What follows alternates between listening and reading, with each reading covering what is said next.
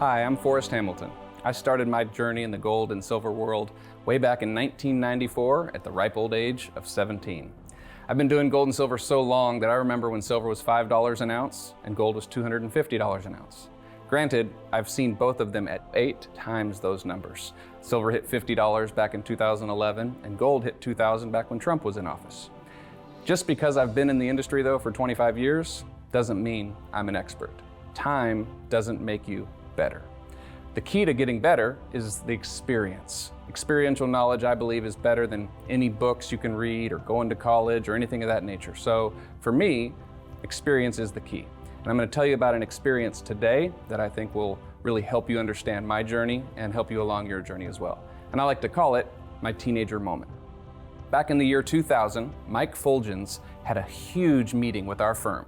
He came in and he said he was going to start recommending a brand new gold coin area called the $2.50 Indian gold coins.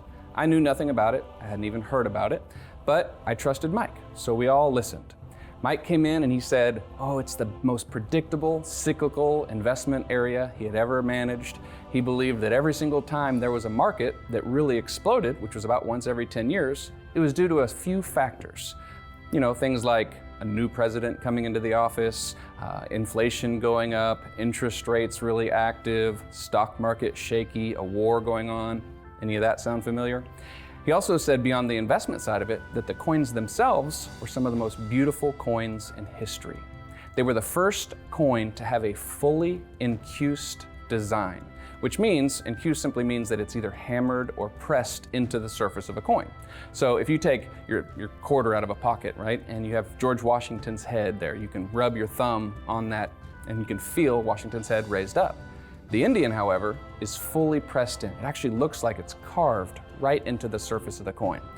The front of the coin, the obverse as we call it, has a Native American chief on it.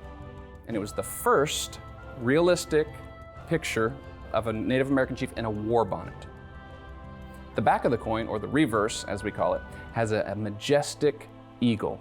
He's standing atop a bundle of arrows that's wrapped in an olive branch. And it represents and symbolizes America's strength in our military, our readiness to defend our country at all costs, but also our desire for peace with that olive branch. So beyond just this beauty, Mike also talked about how the coins were designed by Bella Leon Pratt, how there was only 15 coins in a complete set, making it a very completable set. And my favorite hot point of all is that a large portion of them were actually melted down because, and wait for it, Americans thought there were diseases harbored in the recesses. They went so far as to petition Congress to stop the production. The coins were minted from 1908 to 1915, then they stopped for the war. They finished the production on the 2.5 Indians from 1925 to 1929. So you can imagine Mike Fulgens, he gives us this information, he announces he's gonna write a book about these coins, and he tells us it's time. He said those words, it's time to get your clients into this market before the rest of the world hears about it. Here's my problem. I didn't love the coins. In fact, I hated them. I thought, as most teenagers do, that I knew better than Dad. And in this case, as most teenagers find out, Dad was right all along. Mike went on to win Investment Book of the Year award from the Numismatic Literary Guild for the entire country. The coins, in less than a year, rose over 140%, and I was sick to my stomach. I realized I cost my clients money because I thought I knew better. So I promised myself, if ever Mike said, it's time again, I would listen. Folks, Mike is saying it's time again. Even before the bank failure started happening, Mike was writing about how strong the certified rare coin market is. He thinks we're only in about the 3rd or 4th inning of a 9-inning bull market for coins. So be a part of this. Don't make the same teenager moment mistake that I made and get in front of this market.